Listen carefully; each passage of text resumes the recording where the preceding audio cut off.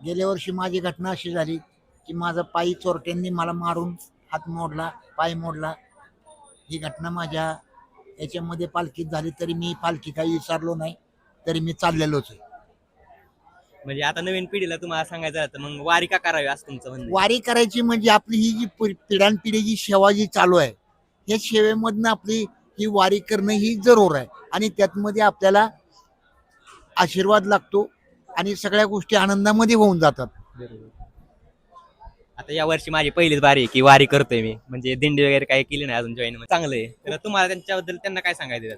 आपल्याला कसं आहे की जी पूर्वीपासून जी प्रथा जी चालू आणि ज्या टाइमाला महाराजांनी ही प्रकृती पायवारी केली, हे एकटे फिरत होते त्या टायमिंगला ही संत तुकाराम महाराज म्हणजे जगद्गुरु ही पंढरपूर ते देहू पायवारी करत होती. त्यांच्या पाठीमागं कोण नव्हतं, म्हणून त्यांनी ती प्रथा पाडून हे आपला परिपाठ चालू केलेला आहे. बरोबर.